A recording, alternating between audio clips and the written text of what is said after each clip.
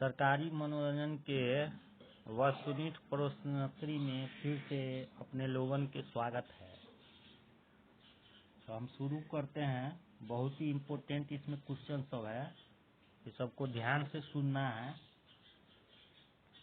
तो जो पहला क्वेश्चन है हमारा प्रश्नोत्तरी का, वो है कि centre for DNA fingerprint and diagnostic CDFT जिसका नाम है शॉर्टकट में, अवस्थित है। तो कहाँ पर है ये बताना है। तो हैदराबाद में, बेंगलोर में, दिल्ली में, चेन्नई में, कहाँ पर है? इसका आंसर होगा ए, हैदराबाद में। मतलब कि centre for DNA fingerprint and diagnostic कहाँ पर है? तो हैदराबाद में है। सेलुलर और मालिक्यूलर जीव विज्ञान केंद्र कहाँ है? नई दिल्ली में, पटना में, जयपुर में, हैदराबाद में। प्रश्न एक बार फिर से बोल देते हैं। सेलुलर और मालिक्यूलर जीव विज्ञान केंद्र कहाँ है? नई दिल्ली में, पटना में, जयपुर में, हैदराबाद में। इसका आंसर होगा डी, हैदराबाद में। कोशिका विभाजन के लिए तर्कु तंतुओं को संगठित करते हैं। ए, कोशिका रस, तारक केंद्र, अर्धगुणसूत्र, गुणसूत्र बिंदु। मतलब कोशिका विभाजन के लिए जो तर्क तंतु होता है उसको कौन संगठित करते हैं, कौन करता है? तो इसका आंसर बताना है। इस समय दिए हुआ है कि कोशिका रस, तारक केंद्र, अर्धगुणसूत्र, गुणसूत्र बिंदु। तो इसका आंसर होगा सी, अर्धगुणसूत्र। अब हमारा अगला क्वेश्चन है कि निम्न में कौन सा शरीर के ऊतकों की वृद्धि, विकास व सुधार के लिए महत्वपूर्ण है? प्रोटीन, वसा, विटामिन, कार्बोहाइड्रेट। इसका आंसर है प्रोटीन। जंतु कोशिका पादप कोशिका से भिन्न होती है क्योंकि उसमें एक, कोशिका भीति नहीं होती, 2, हरित लवक नहीं होते, 3, तारक केंद्र होते हैं, 4, हीमोग्लोबिन होते हैं।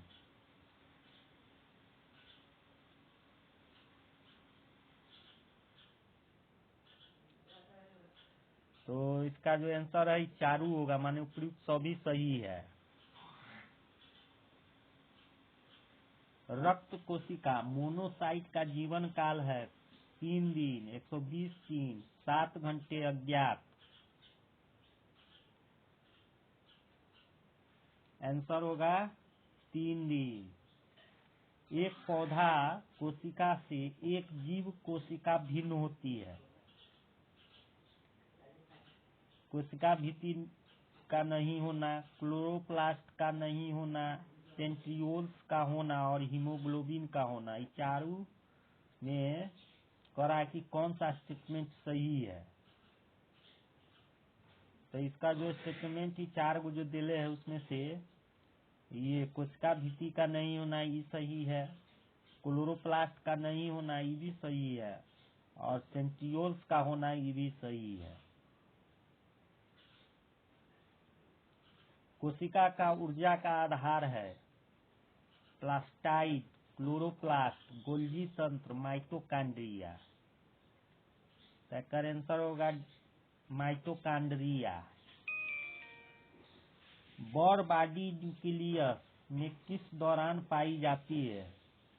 स्त्री स्तनपोषी की कोशिका में इंटरफेज, पुरुष स्तनपोषी की कोशिका में इंटरफेज, स्त्री स्तनपोषी की कोशिका में प्रोफेज, पुरुष स्तनपोषी की कोशिका में प्रोफेज। तो इसका आंसर है ए, स्त्री स्तनपोषी की कोशिका में इंटरफेज। परमाणु का संबंध अणु से जिस प्रकार है उसी प्रकार कोशिका का संबंध किससे है? पदार्थ, न्यूक्लियस, जीव, बैटरी। तो कोशिका का संबंध जो होगा ना वो जीव से होगा। जीव का जो सबसे छोटा इकाई होता है उसको कोशिका कहते हैं। फिर हम लोग बिना लॉक किए अगले प्रश्न पर चलते हैं। आई तंका स्लो मोशन में बता रहे हैं ना, कोई बात नहीं है, सब दिन फास्ट में नहीं सीखना चाहिए। एकल स्टैंड वाले डीएनए अणु कहाँ मिलते हैं? टोबैको मोजेक वायरस में, स्मॉल पॉक्स वायरस में, सरकोमा वायरस में, 174 बैक्टीरियोफेज में। तो इसका आंसर डी होगा, 174 बैक्टीरियोफेज में पाया जाता है एकल स्टैंड वाला डीएनए। जीन्स को बनाने वाले डीएनए की डबल हेलिकल संरचना किसने प्रतिपादित की थी? मदाम और पियरे क्यूरी ने, विलियम्स हार्वे ने, वाटसन एवं क्रिक ने, ग्रेगर मेंडल ने। इसका होगा आंसर वाटसन एवं क्रिक ने। डीएनए का मूल मात्रक है विटामिन, न्यूक्लियोटाइड्स, वसा। इसका आंसर होगा न्यूक्लियोटाइड्स।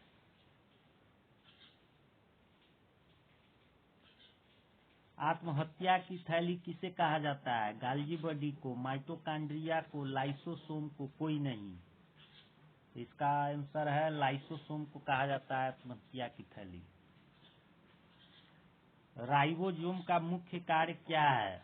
कोशिका विभाजन का नियंत्रण, कोशिका के कार्यों का नियंत्रण, प्रोटीन संश्लेषण, हार्मोन का स्रवण। इसका आंसर होगा सी, प्रोटीन संश्लेषण। मतलब राइबोसोम का जो मुख्य कार्य है वो प्रोटीन संश्लेषण करने का काम है। कोशिका के अंदर सूचना का प्रवाह किसके द्वारा होता है? आरएनए के द्वारा, डीएनए के द्वारा, राइबोसोम के द्वारा, माइटोकॉन्ड्रिया के द्वारा, इनमें से कोई नहीं। तो ये होगा आरएनए के द्वारा। मतलब सूचना का जो प्रवाह होता है ना कोशिका के अंदर, वो आरएनए करता है। उसी तरह फिर से सेम क्वेश्चन है, आरएनए का मुख्य कार्य क्या है? पाचन क्रिया में सहायता करना, प्रोटीन संश्लेषण में सहायता करना। दोनों इनमें से कोई नहीं। इसका आंसर डायरेक्ट हो जाएगा इनमें से कोई नहीं, क्योंकि आरएनए का काम है सूचना प्रदान करना।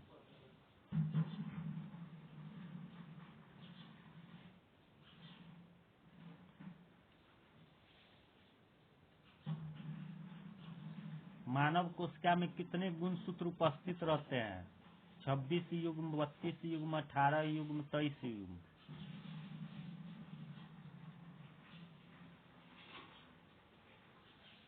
तो इसका होगा 23 युग्म आंसर। निम्नलिखित में से किसने यह मूल अवधारणा प्रस्तुत की थी कि सभी जीव कोशिकाओं से बने हुए हैं? Louis Pasteur, MJ Schleiden, Robert Hooke, T Schwann.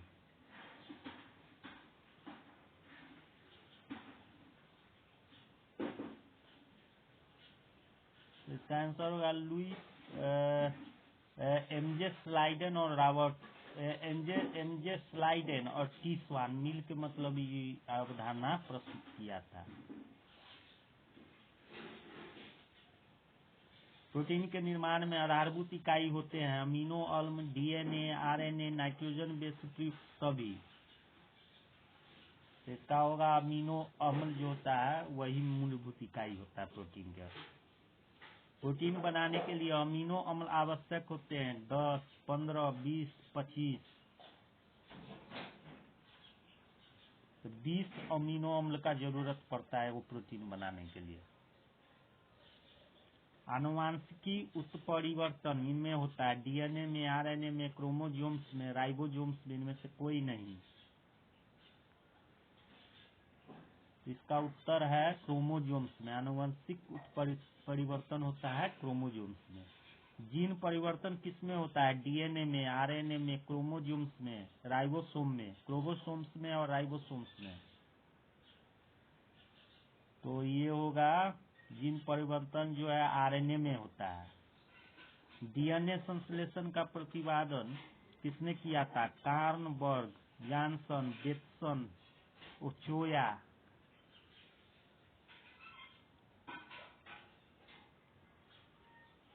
इसका आंसर है कार्नबर्ग। मानव शरीर में क्रोमोसोम्स की संख्या होती है, क्रोमोसोम्स की संख्या होती है कितना? 46, 48, 49, 50। तो आंसर होगा 46।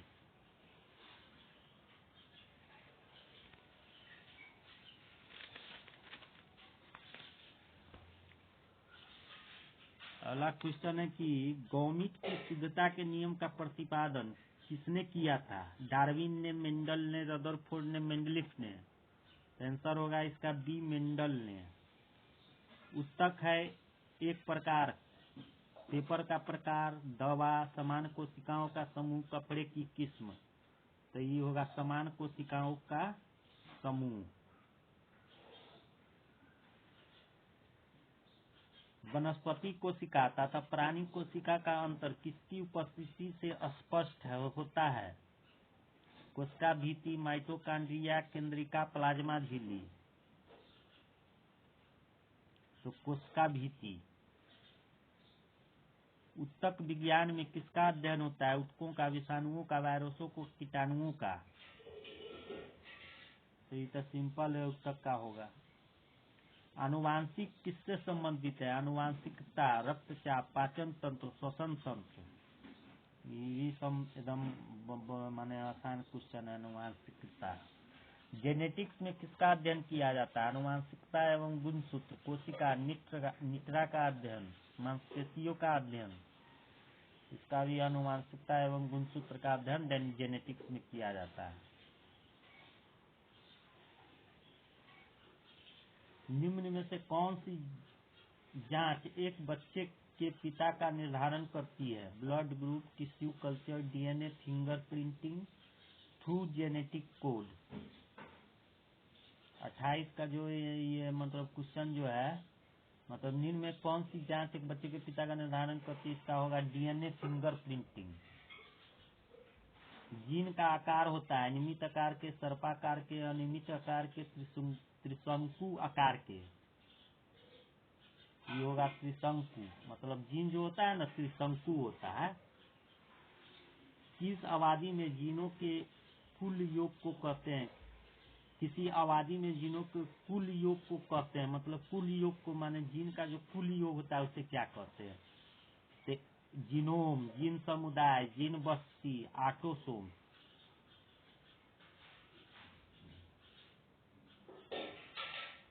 इसको बोलेंगे जीन बस्ती।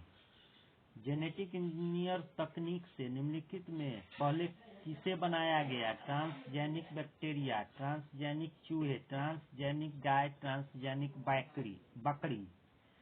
माने 4 गो जो देले है उसमें सबसे पहले जेनेटिक इंजीनियरिंग के प्रयोग करके केकरा बनाया गया था ये पूछ रहा है।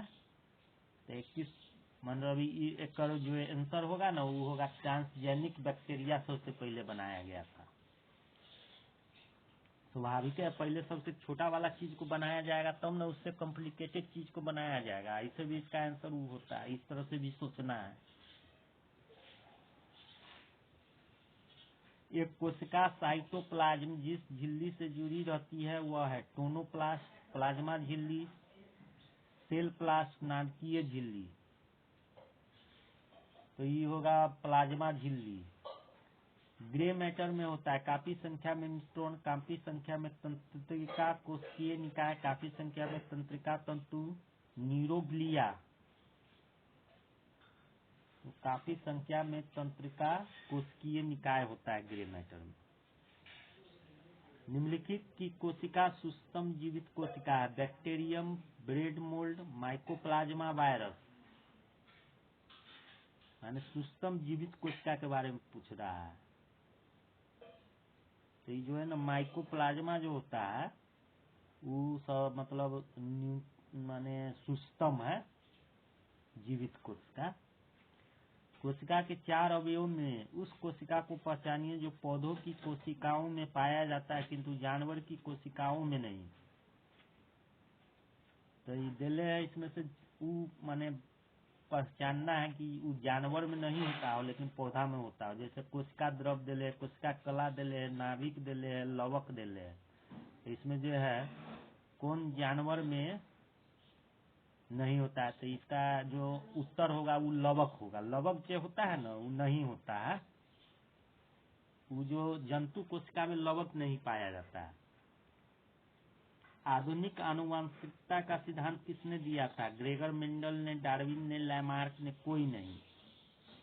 तो इसका हुआ ग्रेगर मेंडल ने। कोशिकाओं में तत्कालीन ऊर्जा उत्पादन के लिए निम्नलिखित में से लिया जाता है: protein, vitamin C, sucrose, glucose.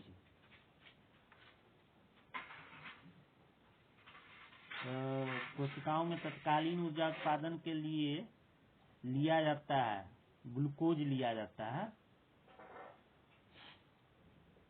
आलू किस कुल का है? ग्रामीनी, कंपोजिटी, सोलेनेसी, कुकुरबिटेसी। तो ये जो आलू जो होता है ना, सोलेनेसी कुल का होता है। अच्छा, पौधा कोशिका का पावर हाउस किसे कहा जाता है? Lysosome, centrosome, ribosome, mitochondria. Mitochondria को कहते हैं। पौधा चाहे जंतु कोशिका दोनों का पावर हाउस माइटोकॉन्ड्रिया, मतलब दोनों में रहता है। कोशिका गतिविधियां नियंत्रित की जाती है क्लोरोप्लास्ट द्वारा, माइटोकॉन्ड्रिया द्वारा, साइटोप्लाज्मा द्वारा और न्यूक्लियस द्वारा। इनमें से माने सब कौन होगा जो ये बताए कि कोशिका गतिविधि नियंत्रित करता हो? तो इसका जो आंसर होगा न्यूक्लियस के द्वारा जो है ना कोशिका गतिविधि नियंत्रित होता है। अच्छा, आनुवांशिक इकाई है गुणसूत्र, सिस्ट्रान, डीएनए, जीन। क्या होता है आनुवांशिक इकाई? तो ये जीन होता है। हमशक्ल जुड़वा का जन्म तब होता है जब हमेशा एक ही लिंग के, कभी कभी एक ही लिंग के, प्राय एक ही लिंग के, एक ही लिंग के, मतलब ये बता रहा है कि अगर हमशक्ल जुड़वा पैदा हो रहा है तो क्या मतलब माने एक ही लिंग वाला होगा, माने पुरुष होगा, माने दोनों हमशक्ल पुरुष होगा, या दोनों हमशक्ल महिला होगा, या एगो महिला होगा एगो पुरुष होगा। इस तरह का मतलब ये पूछ, लिंग के मतलब ये है। तो पूछ रहा है हमेशा एक ही लिंग के, कभी कभी एक ही लिंग के, प्रायः एक ही लिंग के, और एक ही लिंग के सभी नहीं। तो इसका आंसर होगा जो 80 है, माने जनरली एक ही लिंग के। जैसे पुरुष होगा तो पुरुष से जुड़वा पैदा होगा, लेकिन जरूरी नहीं है, पुरुष स्त्री दोनों हो सकता है। लेकिन ज्यादा केस में क्या होता है कि मतलब सेम लिंग वाला जुड़वा होता है अधिकतर केस में। एगो दूगो अपवाद में नहीं हो जाएगा, जैसे भाई बहन भी जुड़वा हो सकता है, लेकिन अधिकतर केस में या तो बहन बहन जुड़वा होगा या भाई भाई जुड़वा होगा।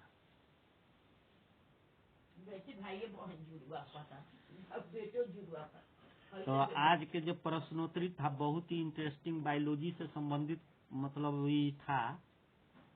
बहुत मजा आया होगा इसको सुनने या देखने में। तो रहने देते हैं। इसमें कोई लॉक उक नहीं लगाना है, बिना लॉक वाला प्रश्नोत्तरी है। अब इसको बंद करते हैं। अगले मतलब प्रश्नोत्तरी कार्यक्रम में फिर से वापस आएंगे नए क्वेश्चन के साथ, नए विचारों के साथ और नए उत्तरों के